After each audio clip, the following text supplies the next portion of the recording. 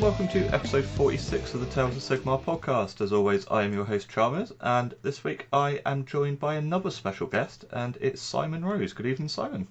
Hello. Good evening, good morning, good afternoon. Good morning, good evening, yeah. It's one of them. How are you?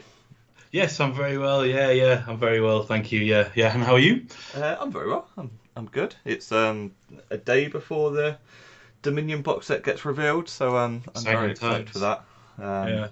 I think everyone's kind of looking forward to seeing some new Stormcast, but also what the new faction is as well. Bog goblins or something. Something like that. What did I see on Twitter that someone called them? Bog grots, I think it was. Bog grots, I like that sound. Yeah. Bog grots. So now it'll be exciting to see exactly what gets revealed. But it is the Warhammer preview show at 6 o'clock on Saturday, and this podcast is coming out on the Friday, so it is tomorrow, and we will get to see the whole entire Dominion box set. So that is going to be very exciting, and I hope that Martin and myself will be back probably next week to talk about all the reveals, and we might even get a bit of a better idea of when stuff is actually coming out. So we'll have to wait and see. I don't know whether they will announce a release date or whether they'll just tease it. Well, I hope they do, though. That's Yes, it kind of. No, I hope it's a little, not too far in advance, but I hope that it's a reasonable time period rather than just going, it's up for pre-order next week. And then everyone's got to scrape around for like 150 quid or whatever it's going to be. To get, but we'll see. But in this episode, we are talking about speed painting. And Simon is one of the Newcastle Warlords, gaming club that I run. And I mean, I used to paint quickly, but I think you're even quicker than me, especially the last few months. Yeah. It's been you kind of have a model start of the evening and you're like, right, I finished it. And it looks amazing as well. So, we're going to talk about your techniques, your things that you do, little tricks or anything like that. And then also kind of your favourite piece that you've done and your fastest piece you've painted up and things like that. So when you start doing speed painting, how do you prepare the models? So there's probably two parts of the question. First one, how do you prepare the models in regards to priming them? Do you just do it in one base colour first? The way I tend to do it, and I can't claim this as my own thing, there's got quite a few YouTubers, Vince Ventrella, Dana Howell. I learned quite a lot from those guys. But underpainting is really key. I think getting a really good solid foundation. So that would be what's more commonly known as like a zenithal prime. Right. So I don't have an airbrush. I use rattle cans. So generally like a matte black all over the model, then a grey from like 45 degrees all around the model, then a white sort of dusting from above to give it that highlight. So that's tends to be where like the kind of the secret to going quick, I guess, is getting a good solid establishment of sort of light and shade and things like that with using a zenithal like that. Yeah. Do you find that helps? So when you're putting on the base coat, I've never done zenithal highlight, like shading. I've never really I kind of understand like the light and the dark, but do you find it really makes a difference when you put on that base coat, that when it goes on to the different kind of layers, it does kind of look different? So I think there's a couple of schools of thought with this, because I was thinking about this the other day when I was sort of thinking about the questions and things like that. And I think there's two ways that people use the zenithal. I use it one way, and some people use it another way. So I guess people who are maybe painting for a competition, or who are spending a lot more time than I am, would use it to establish where the light is on the model, if you know what I mean. So the whiter bits, you don't necessarily use the undercoat to provide you with that shade in the final piece. I guess you would use it to sort of say, oh well, the white is resting on this bit, so that's the lighter part. But I guess the way I use it is I more recently have started to use inks and more translucent or less opaque paints to get the base colours down. So when you're using inks, you still get that. You get the nice vibrancy of the colour, but you also get the shade of, you know, the black, the grey, the white underneath. Right. So if your speed, so say you've got, I don't know, 10, I don't know, blood letters, for instance, and you want them red, doing that black, grey, white with some sort of crimson ink or, you know, red ink over the top gives you that. Obviously, you'll need to highlight it, and it depends on the standard that you want to go to. But that then gives you your shadow, and I think having that contrast makes a model pop. You know, that's you know, having a bright red and then the black, you know, the dark red is something that really makes Makes them stand out. an average paint job look like, bumps it up. You know, yeah. Yeah, and I think that's the thing when I see the models that you paint is like the time that you do it in. Like you said, you kind of have that contrasting thing against it. You have the shade, you have the light areas, and I mean, like I said, I mean I can paint pretty quick, but it still takes me a lot longer than what you do. And it's things like that. I mean, I've never used inks. Do you find that they're easy to use, or do they need a bit more control? Or Yeah. So yeah, I think they do need a bit more. Like, I think it's with all materials, all paints, and all, you know, whatever it is that you're using to cover your models.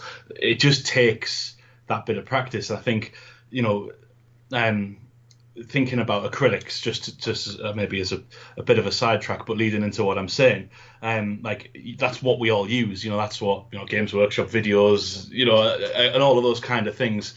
You know, Vallejo, we've got all these acrylics, and acrylics are great, but I think it's just about trying these other materials and just giving them a go. And I think with inks, a lot of people who I see on the internet and who I see painting are like, oh, well, I use inks in my airbrush, and you know, that's how they're used. But I don't have an airbrush, and I use a brush, and there's kind of ways around that, you know, to still get that, you know, that nice coverage with the contrast and everything. But with a brush, you know, it's about, I guess, to go into the practical sides of it. And let's use my Kairos model as an example. There's quite sort of vibrant colours on the wings.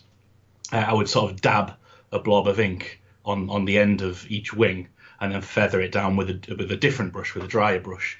You know, so there's sort of, I guess it's just about trying the different mediums and just seeing what works for you. I like to go into the hobby shops and just like, oh, that looks good. I'll try that oil brusher, or, you know, whatever it might be. Yeah. Like, I've not seen that before, so let's give it a go. And sometimes it works, and sometimes it really doesn't. But but yeah, it's just about, yeah, I think just sort of trying it, painting bravely. yeah. So when you try out new things, do you like just pick up a model that you kind of for your new army that you can be painting up and just do it, or do you have like test models at all? I have a few like Stormcast things from, you know, old box sets and a corn bits and pieces that I've tried stuff on in the past, old models, or bits of plastic, to be honest, and things like that. So I tend to sort of get a feel as to what the paint or medium is going to do, and then just go for it, to be honest. Oh, fair enough. I think if you make a mistake, you can always take it off, you know, generally. I think, yeah, not to be scared about it, just give it a go. Crack on and do it. Yeah. So when you set out to kind of paint an army, because you're painting so fast, do you already have a scheme of how you're going to paint them up, or do you kind of just not wing it, but do you kind of go, right, okay, well, let's just give these things a try this time and then see what it comes out at? Yeah, so I think there's a bit of a process. I was thinking about my process and how that works. And with the armies that I've painted so far, generally I'll start with a character or a centerpiece, or just because that's the model I'm the most excited about, really. So that's where the not trial and error, I guess, but the trial of the scheme comes from.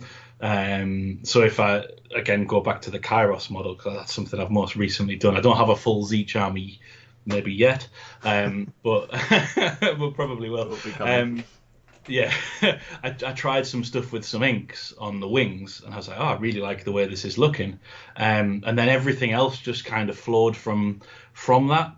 So I knew that if I used inks in this way, and I've got these, I used three particular colours on all of the horrors, the screamers that I painted. That if I use these three colours throughout the model line, then there's a theme there, and I can use, I can use these techniques, and actually using the inks in that way is really quick, to get something that I think looks really good, very quickly. So I think it's generally with each army, I'm trying something new so far that I've painted. I guess the first army that I did when I got back into the hobby was Seraphon. And that was, for me, discovering the joy of dry brushing, and just using acrylics and washes and all of that kind of stuff. And I painted my whole army the same, blue Coelia green shade wash, all of that. And then eventually, when I amassed about 6,000 points worth of Seraphon, I was like, I'm going to try some other stuff, and tried stippling, and I did like a nebula back on the back of a Bastillodon, but then and then Beasts of Chaos was kind of about weathering, learning about weathering, like and light as well, because of the kind of my Beasts of Chaos are sort of fiery, ashen kind of thing. So it was about, and I guess you read the Beasts of Chaos book, and it's about decay, and it's about the spoilers and all of that kind of stuff. So I wanted to, it was about kind of that, and I just, for that army, it was about learning washes, and then I've done some Nurgle, and that was where I really started to get into like grimdark kind of styles of painting. So using enamel washes, using oil washes, and I found that using those removes a vast amount of time. Depending on what you're going for, I guess. And I guess it's probably really important to say that I'm not a pro painter, and the standard of which I paint isn't Golden Demon. It still looks good though. Like that's the thing though. It's like the stuff that you're putting out, the fact that you're painting it up in like one night or two nights is like, it's still really decent standard. Yeah. I do feel quite proud of my painting. I think it's okay for me to say that. I think like, as somebody who is a bit ham-fisted, who is a bit sort of, I'm not like, put me in front of I've never been one to colour within the lines, shall we say. My handwriting isn't very neat, and all of that kind of stuff. Like I think I've figured out techniques that really lend themselves to the way in which I like to paint. So to get a really good effect, and I think I'm not I guess I'm not a gamey player, as it were. I'm not I like themes. I like to have a cool looking army that's very themed. So I think once you have the whole army on the table, painted to a reasonable standard, but it looks great because it's all kind of united under this theme that you can really sort of immerse yourself into. And I think that's really important as well for speed, is recognizing what's my theme and what am I going for. So establishing that from model one, like, is my theme going to be a swamp? Is it going to be an alien looking purple planet, or whatever it might be, and just establishing that and just going with it. And that I think, themes and just sort of figuring out what works the fastest for you. I guess I could go into the technicalities of what that might look like for me if you like. Yeah, I was gonna say, like, when you before you do that, you were mentioning like when you started your Beastman, it was kind of more about looking about how to do weathering, and then doing your Nurgle, it was kind of how to do enamel washes and that. Do you? I know we kind of touched on it a little bit. Do you kind of watch the YouTube videos first to see exactly how people do it themselves, or do you just go, actually, let's just experiment and see what it looks like if I do it myself? Yeah. I do spend a lot of time watching YouTube and listening to podcasts and things. Particularly over the last 18 months, I've spent a lot more time at home. But I think what tends to happen in my process is that I'll look at something on YouTube and be like, that looks really cool. So like when I really got into the sort of the grim dark style of like reductive painting where you use oil washes and things like that, there was a few channels on YouTube that I watched, and I looked at them and like they were using more technical things than I had, airbrushes and things like that. And I thought, well, I could still do that. Like on the videos, some of them might say, well, if you haven't got an airbrush, you can use a brush for this. And I would try it, and it wouldn't really look like what they've done on this video. It would kind of a bit. So that's when I kind of take my own style or flair or whatever you would say with it, and just kind of go, well, what can I do with what I've painted to make it look better, and then. So I often use YouTube videos or, scrolling through Instagram to see who's painting what as a bit of inspiration, but then just try and, take my own flair, my own sort of style to that. Yeah. But I think it's good to do that. I think it's good to, to be inspired by other people because there's some amazing painters out there. Oh, definitely. Yeah. I think there's YouTube channels out there that can cover kind of from beginners all the way through to pro painters. Yeah, absolutely. And everything in between, and even like the ones that are pro painters. Whereabouts you look at the tutorials and you're like, there's not a chance I can paint like that. Yes, absolutely. Yeah. There's still techniques from it that you can apply to your own army. Definitely. I'm like you. I kind of watch as many YouTube channels as I can to kind of get ideas and kind of not themes or like army colours, but like techniques and things like that. Yes. Like, oh, I could do that, or I could try that in this army, or yeah, absolutely. Or even if it's a teeny bit out of a painting tutorial of like how to do. I'm just trying to think of one like how to do power weapons or something like that, or something like that. You're like, oh, maybe I could add that into like this army with the weapons, or yeah, definitely. Yeah. It's just I think it's a great it's a great time to be a painter, isn't it? A great time to be into miniatures because there's so much out there. Oh, 100%. I think I guess on that I think it's really important as well to recognize what your style is as well, and how you paint, because it's easy to get overwhelmed if you go too far the other way and think, oh, I'll never be like, I don't know, Vince Ventrella or whoever, Sam Lentz, all these these pro guys. I'll never be like that, so there's no point. Or how could I ever paint like that? But actually, like, well, I guess those guys do it for a living. Maybe, I'm not sure. Maybe they do. But like, and just to recognise like where you are, like with your hobby, because it is a hobby, isn't it? At the end of the day, and like, yeah, like it's okay to not be as good as those guys and still enjoy your painting as well. Yeah. I've always said like when a few new people start, they're like, oh, what tips can you do? And it's like, never compare yourself against someone else. Like, just absolutely compare yourself against yourself and just try and make the next model that you paint better than the previous model. Yes, absolutely. And that's the easiest way. Like you said, if you compare yourselves to certain people on, like you said, on YouTube, Golden Demon, things like that, you're never gonna be happy with what you can do. What you can do. Yeah, definitely. So, what tools do you use to kind of speed up the painting process? Like, I say tools, but like, tools and kind of techniques. So I think underpainting, as I mentioned before, is kind of like that's the foundation to it all. I think that get that right and everything else is a bit easier. So I have loads of acrylics. I still have all the kind of standard GW washers and the pots, a lot of Vallejo stuff. I don't know what a scale. I've got some scale stuff, like all of that kind of the usual stuff. But then in terms of other materials, I use a lot of pigment powders. I use a lot of enamel washes, oils. I use airbrush paints as well for metallics. That's probably not. I don't know whether a lot of people do this, but this is something I picked up from YouTubers, because metal paints can often be quite gloopy, whereas the pre-mixed airbrush ones are really thin and get really good coverage.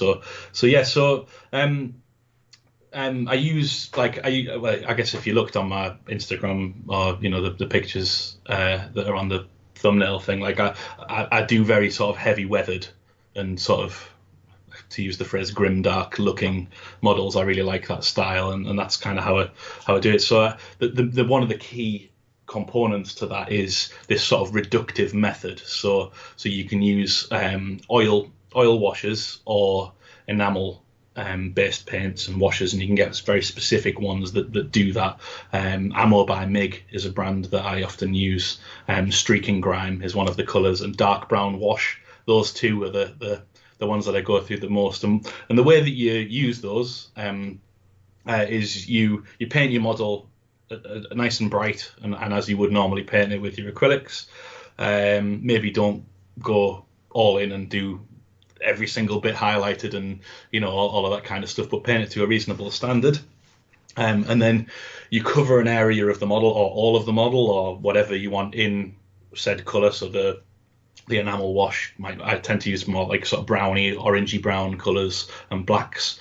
And then you use white spirits so you let it all dry, then use white spirits to remove some of the paint on the higher points.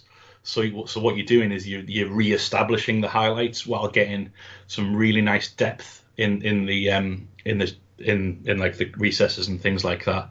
There's a lot of other ways you can do it. You can use it to make sort of streaks on things if you're doing more sort of futuristic 40k Legion, whatever. So you've got tanks and that kind of stuff. You can use it to create like rain streaks or mud streaks and all of that kind of stuff. So they're really versatile products. The thing that I like the most about them is they're very, very forgiving. So you use your white spirits to remove it, and you can, if you varnish your model before you put it on, you don't always have to do that. But if you varnish your model before you put it on, you could literally remove all of it. If you've put it on, you're like, oh no, I don't like this. You can take it all off. So it's a really, really forgiving, really easy way to paint, and it gets results very, very quickly. And then you can, once it's dry, you can, if you want to kind of keep going, you can then use your go back to your acrylics over the top, or you can use oil paints. You can use whatever else over the top of it. It works. It plays well once it's dry. It plays well with other paints. So that's one of my main cheat tools, if you want to call it that. And then oils, they work in the same principle. So you can buy pre-mixed. I've just started to use these. I found them in one of the local hobby shops. They're called oil brushes. So it's pre-mixed oil, because the way that you would apply an oil wash is you would thin it down with white spirits. But these are sort of pre-mixed, and they come in these like they're almost like a makeup tube. So they've got a brush in the lid. And you take it out and you sort of dab it on, and they're like, you don't need anything other than your bottle of white spirits. You don't need to clean down brushes or anything afterwards, because obviously if you're gonna use white spirits, you don't use your good brushes and you don't use your natural brushes. It's always cheap synthetics that I use, because you have to clean them with white spirits and things like that. And so they're really good if you can get a hold of them. Like they're a good one to maybe just if you sort of dipping your toe in and you want to try some of that. They're by Ammo by MIG is the company, and they're called oil brushes. They're great. And then weathering powders as well. I think I use Vallejo, and I think there's a few other ones. I think I've got an AK one as well. Like lots of brands do weathering powders, and to be honest, I think you can make your own as well from the pastel crayon type. I've seen a couple of videos about that. Yeah, like the kind of chalks and pastel bits that you can like crush up and then turn them into kind of powders. Yeah, so they're really good. I tend to find, so if I'm painting a model, they'll go on last. And what I'll do is I'll think about the base as well. So what am I putting it on? Is it like I did a Tau army, and that was all like red Martian-y sort of Mars Earth type thing. So I had a ready sort of burnt umber, burnt sienna, whatever it's called, I can't remember, a colour which I sort of brushed around the bottom of the models, and it's really good for that sort of simulated of like walking through dirt. You don't have to, but you would need to seal it in afterwards with like a varnish or a matte varnish or something like that. If you don't seal it, eventually it will come off. But, right. Okay. I mean, you're talking like it does leave a mark, I guess, regardless of whether you seal it or not. It does kind of stain the model. But if you want that dusty look, sometimes just kind of giving it that matte varnish over the top. Make sure it sticks and stays. And yeah. And if you don't want to do that, another product I'm like selling stuff for everybody. Another product I've just kind of come across, thanks to another YouTuber, 52 Miniatures, I think he's 52 Miniatures. Green Stuff World do liquid pigments. So they go on like a paint, so just a fluid paint, but they're dry with the texture of like the powder. And then you don't need a fixer to put them on, so you just sort of paint them on. So I only have a couple of colours. I've got a black and a white, and then like a rust, an orangey rust one, and a greeny blue verdigris type thing. So I just got a couple of them just to try them out, and they're really good. They're useful in quite a lot of applications. So I was painting Bellicor recently, and like his 10-pack chest stomach, I felt like I'd gone too high on the highlights on there, and because these liquid pigments are really fluid, like you can just kind of drop them in, like it was really nice to sort of bring that contrast back down, and with a really like super matte finish. So just sort of drizzled a bit of black, or painted a little bit of black in with a fine brush, and that sort of re-established that chiseled chest that he has. So there's quite a lot of stuff, and this is all come from like just going to the hobby shop really, and like or going on YouTube and just like looking like, oh, I'll try that, I'll give that a go, and like I mean, most of these things, a pot of them is only like a couple of quid, so it's not like for me that's the exciting part, is like, is it going to work or not, and that I think another means of inspiration that I find for painting is going to the hobby shop and like looking at all. I've just recently discovered a new shop. Well, it's not new, but new to me, on my commute to work, that has like it's like a proper model shop, as it were. So they do all the big tank kits and I guess they do everything, and they've just got racks and racks of paints of all these different things. So I just go in there and have a little wander around for half an hour and just try that, give that a go.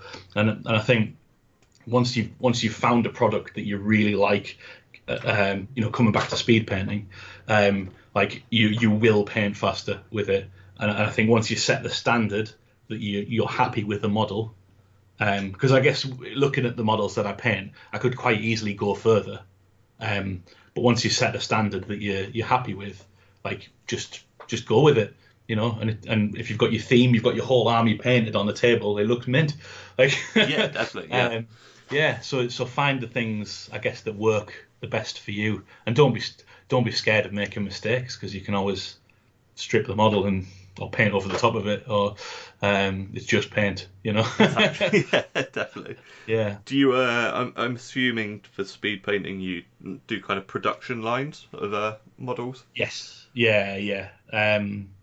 So another example, I guess, I think this is probably coming into fastest models here, but horrors. Horrors of Zeach, I guess if you play Age of Sigmar, that a unit of 10 pink horrors isn't 10 models, it's 50 models. 50? Yeah, 50 models, yeah. So if you want to field 10 pink horrors, you need a lot of, and like 50 models is a lot to paint. So I think with those, I set out one evening, I'm going to try, I'm going to tackle the pinks first, and then I'll do the blues and I'll do the brims. And I sat down and I knew in my head a rough idea as to what scheme I wanted. I wanted them to be like this really pale, sort of pallid, white almost flesh with glowing purpley pink hands, and where the spell like looks like they're coming out. Yeah. So I had this purple pinky ink. Splashed a bit of that on the hands and things like that, and then I just used a brown wash, hairdryer, a brown enamel wash, sorry, hairdryer, it dry, so expedite the process even quicker, and then use the white spirits, re-establish the highlights, and I stuck some metals on the bangles and banners and things like that, and that was it, and that took me an hour, like no more than an hour to do that. So then that evening, I was like, right, well, I mean, I on an evening, I tend to get the kids to bed, and then I don't have loads of time. So I guess this kind of approach helps me because I don't have tons of time. So then I was like, right, what can I do next? Blues. So I did this. I had an idea what I wanted to do. Same again. I had this sort of sparkly blue ink that I wanted to use. I wanted them to look like magical because they are sort of magical. So just sort of covered them in that. Same again. Hairdryer, dark brown wash from MIG, and then removed it. Highlighted the metals. Looked mint. I was like, great. That was 45 minutes. So went onto the brims, and I think. Like batch painting when you're doing something like that, especially when you're sort of limited time and you feel like I've got to be productive because I don't get to sit down all the time. Like batch paint, like that's really rewarding. Like that night, I painted 10 pinks, and I did 10 blues and 10 brims and 3 screamers in one night, and that was 3.5, 4 hours painting. Nice. Yeah. So, and like they're not competition winning models, but like I mean if it's okay that I say so, like they look great. Oh, they do, 100%. For the time they I look spent really on cool. them, and it's a different style. It's not the kind of standard, what you would see on Games Workshop's website. It's not their sort of standard style, but like it's a style and it looks.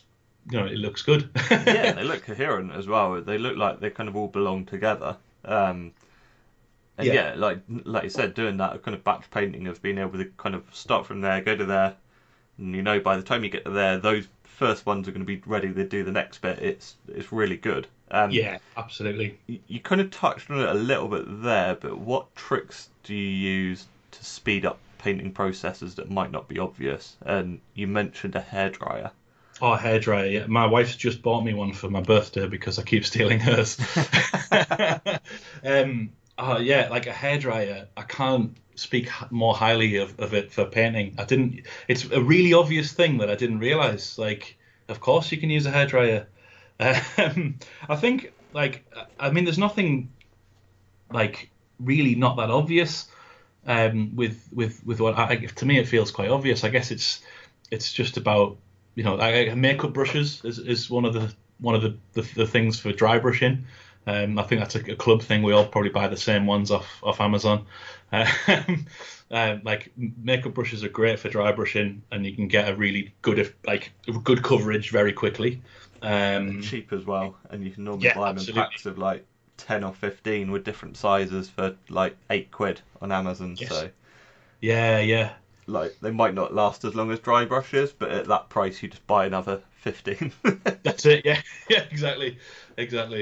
Yeah, Q-tips as well, or cotton buds. Sorry, we're not American. Cotton buds or Q-tips. So I go through so many of them for the white spirits so you can use a brush, but I tend to find Q-tips a little bit better because they're a bit softer.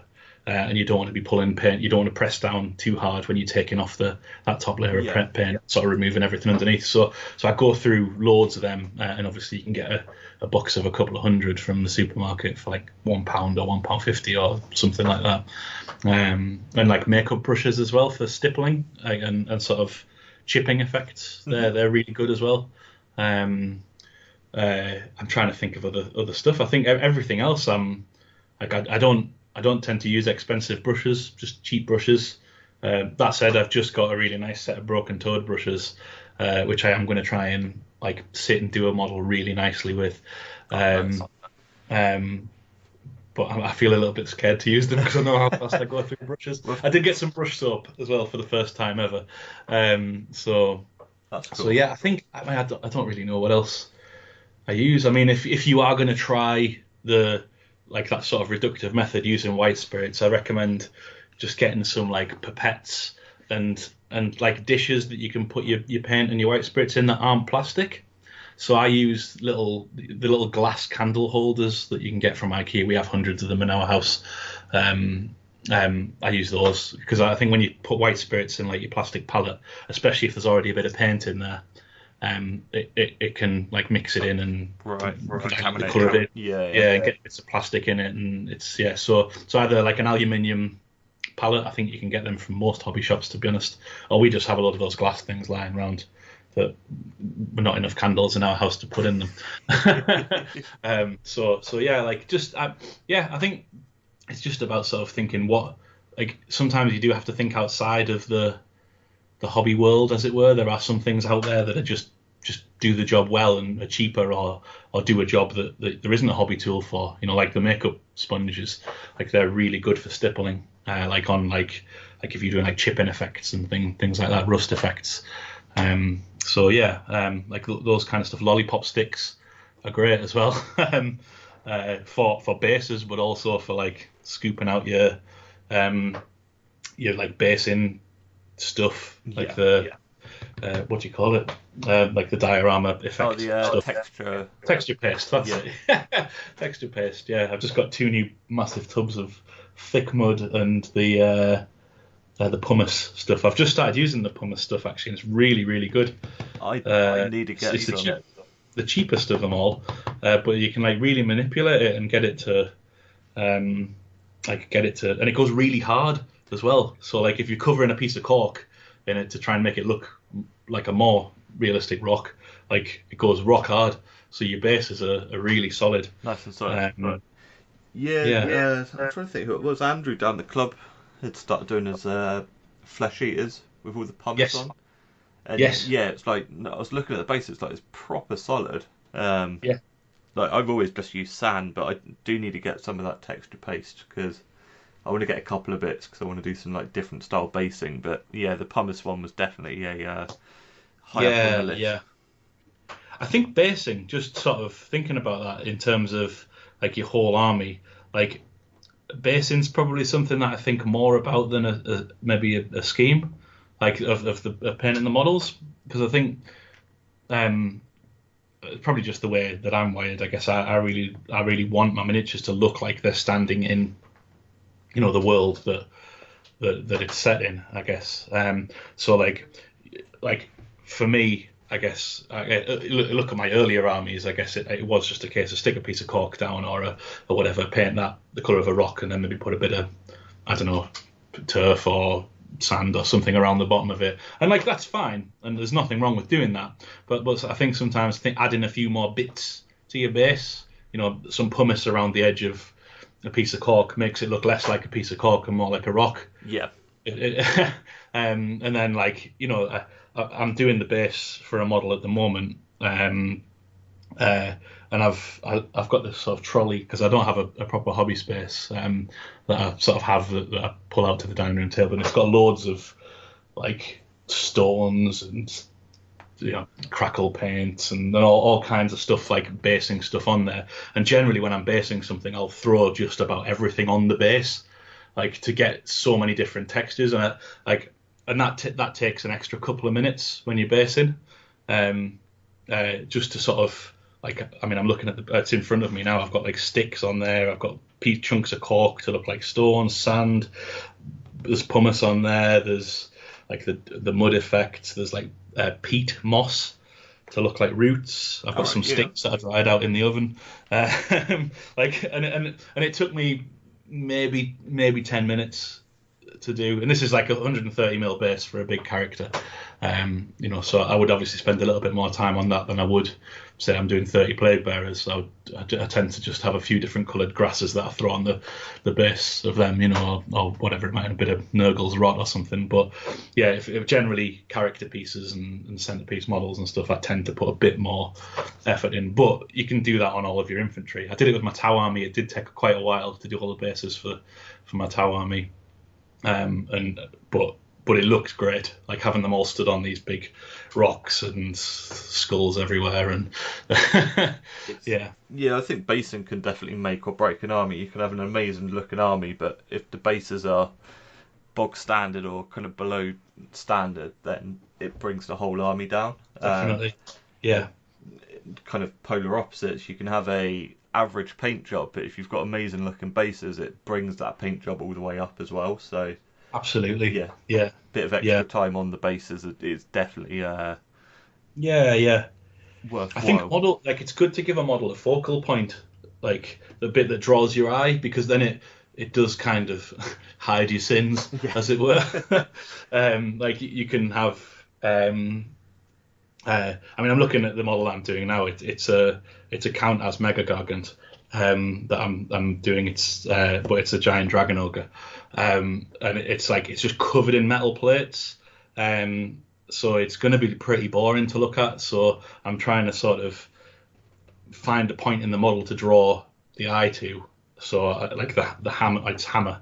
It's the old Sun Eater model. Well, from Total War, but it's a 3D print thing, and it's going to be a count as a Mega Gargant. Yeah, it's huge as well. So, yeah, it's a monster. Like, it's so big. I'm going to do the hammer in this sort of like fiery sort of magma kind of thing to draw your eye to there, to give it, that visual interest. And it's the same with basing. I think I think the same principle as what we said there. Like if there's a point on the model that really draws your eye, and you're like, that bit is really nice, the rest of the model can just kind of be. Yeah. I'm not winning a Golden Demon, and I'm probably not winning all the painting awards, but to me and my hobby and my peace of mind, as it were, like, I think it's great, and I think that fundamentally is kind of what it's about. Like, basically, I've always said, look, if it looks good from 6 foot away on a table, like from your eye height above a table looking down, then that's fine. And exactly. If you've got a theme that runs across the army and it all looks cohesive, like on the tabletop, then that's a win to me. Like, yes, definitely. I've definitely tried painting like really like to a decent standard, and I think I've done that probably with my Idenef, and it's taken me so long to do. I'm just like, I just want to do other armies. Like, I'd rather just paint and actually get loads of models out than spend all the time doing one army that you don't get bored, but you kind of get sick of looking at them. Yeah, definitely. I think especially if you're doing a horde army or an army that like has loads of models in it. Like, by the time you finish painting it all, if you're spending a lot of time, you're probably bored of playing the army by then. So you'll probably be wanting to flip it, maybe, or I don't know. Like I think it's about painting to the standard that you're happy with. Like, I guess if you want to spend all that time, painting all of your infantry to like a great standard, like then do it. Like, I guess at the end of the day, it's your hobby. But I think, going back to the whole 6 feet away thing, we had a game a few nights ago, and like your new Sylvaneth that you're kind of you're painting through at the moment, like you're kind of speed painting through them, and they look amazing. Like, you kind of these really bright colours, and I think you were saying there's only a couple of colours on each model, isn't there? Yeah, kind of a couple of contrast paints, and then a couple of like the camo shade for the yeah. I mean, and even for a speed paint, I guess, like they're of a very good standard, very high standard. Like, they look really great, and I think an army like that, where you've got these really key colours, I think you've got the kind of this really nice bark colour, and then this really nice bluey sort of greeny,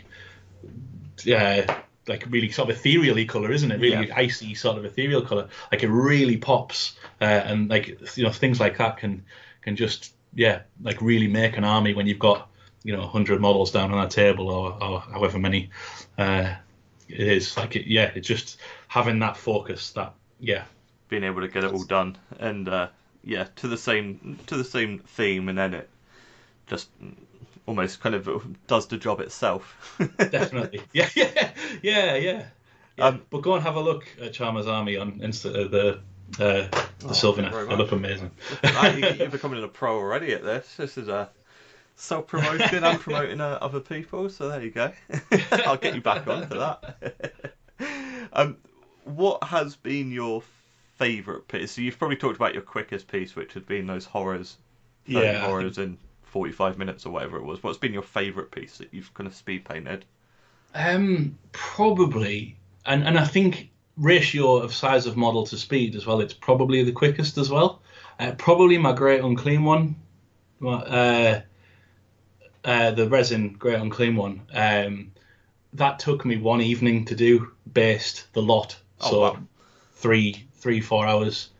And I think, so the reason why I think it's my favourite, I think I've painted Archeon and I love the model, and like, I mean, that one took me about a week to do, but I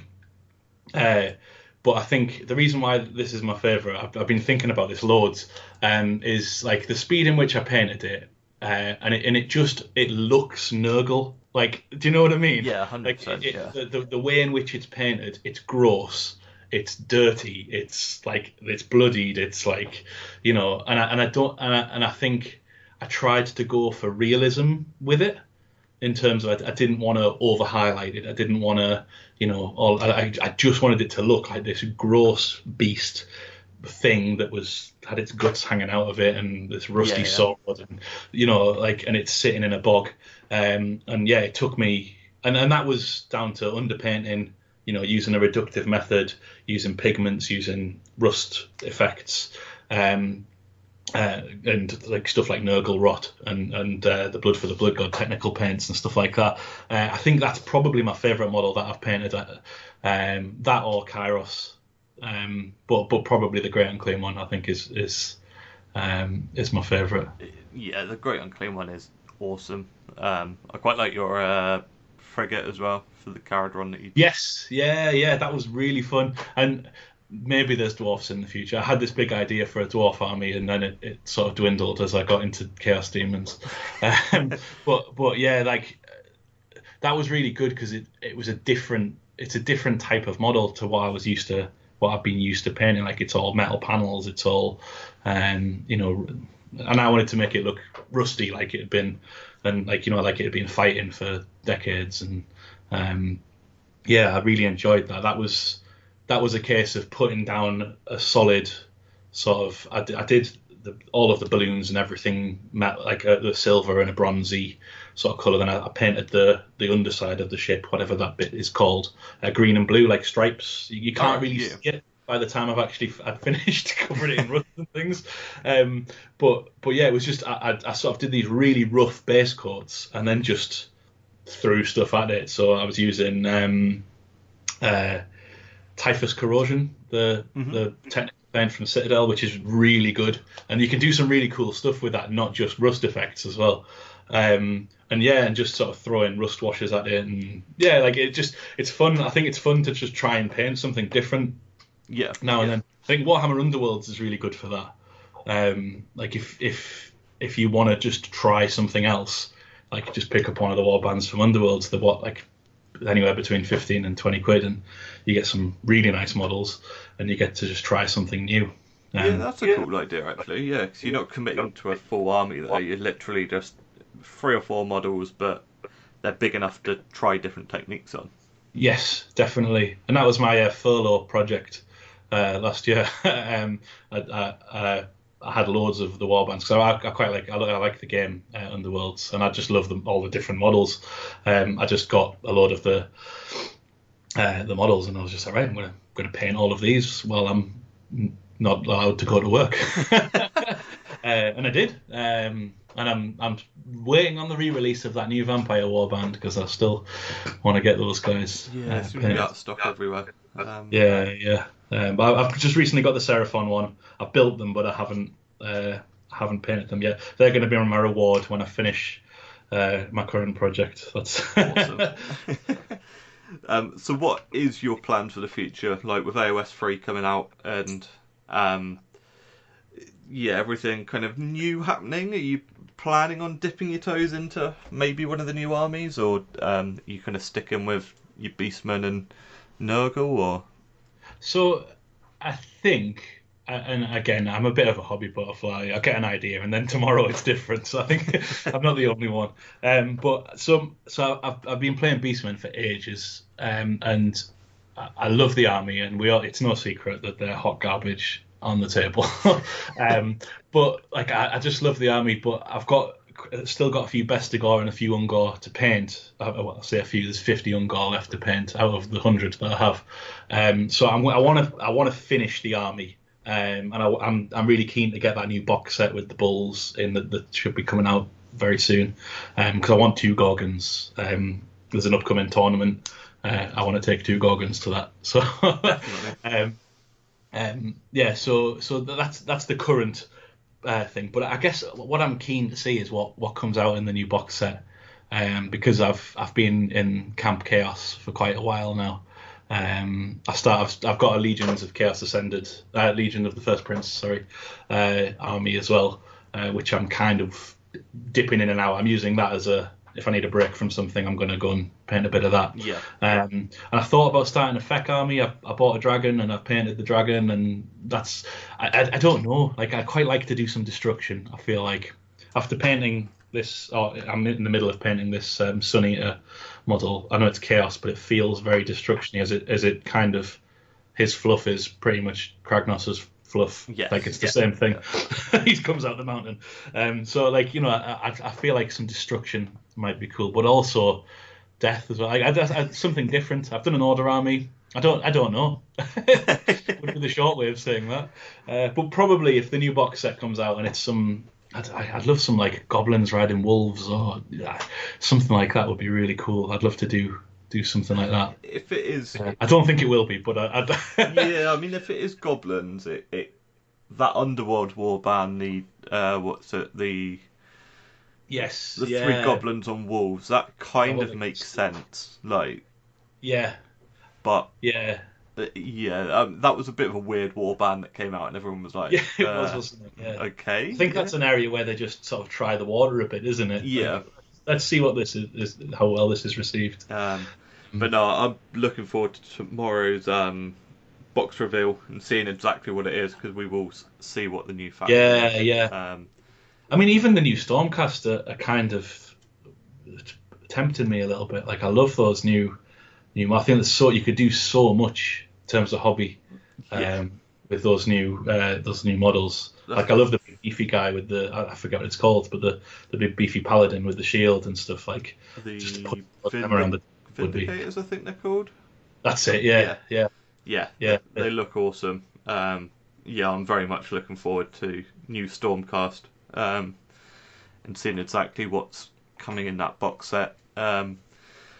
But yeah, it's like the new faction. It will be interesting to see what they get and what kind of outside of the main box set that they get as well.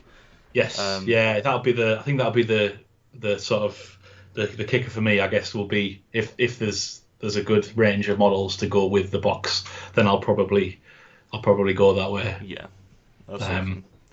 Yeah. Exciting times ahead.